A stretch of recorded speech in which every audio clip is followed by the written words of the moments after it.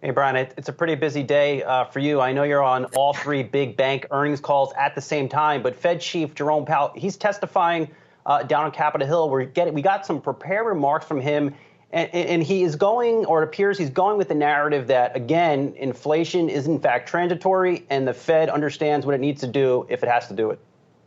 Yeah, well, you guys are really making me work for the paycheck here today. But yeah, I'll be covering the Powell testimony. He'll be testifying on Capitol Hill later this afternoon. I believe it kicks off at noon. Now, what he's planning on saying, we did just get some prepared remarks about 30 minutes ago, and I want to read you one little excerpt from the prepared remarks. He said, quote, "Inflation has increased notably and will likely remain elevated in coming months before moderating." Now, what was very interesting about his prepared remarks was that the word transitory didn't appear there. Now, of course, you don't want to read too much into the absence of language in prepared remarks. And of course, he'll have many hours in testimony later today to clarify exactly what he means by that quote and whether or not he does see things as transitory, as does appear to be the House view over at the Federal Reserve. Now, what is interesting, though, is that this is coming obviously right after that CPI print that we got yesterday, showing that at least on a headline basis, prices did increase across the board by 5.4% on a year-over-year basis. That's the fastest reading that we've seen since 2008. On a core basis, you have to go before I was born to 1991 to find any sort of price increases that are that hot if you strip out those more volatile components like food and energy. So I think that the Fed chairman will be certainly under the hot seat from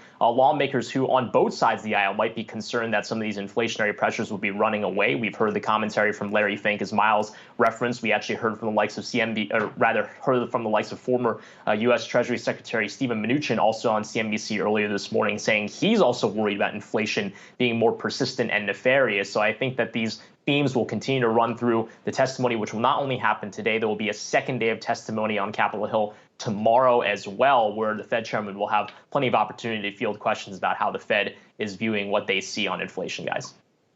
Brian, if you weren't talking about this, what else would you be doing? I don't know. Hey, how about an 8% pay raise? What do you guys think? Look, Brian, as you remind viewers, every 5 minutes, you were born in 1993.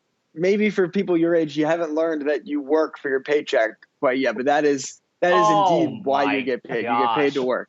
So that's big boomer energy over there. I will say a serious point on the Powell thing, though. It's interesting to see him kind of become increasingly isolated as the transitory flag bearer at this point. I mean, he still has the major Fed governors, I think, on his side, but you've got obviously the regional hawks, and we can kind of dismiss them to some extent. But now pretty much every major corporate leader of a sort or former government official in Mnuchin's case, kind of banging the hawkish drum. And Cheung, I'll be interested to see how long Powell can hang out on Jay Island as the transitory guy. I guess he can change his mind in about 5 weeks when Jackson Hole takes place.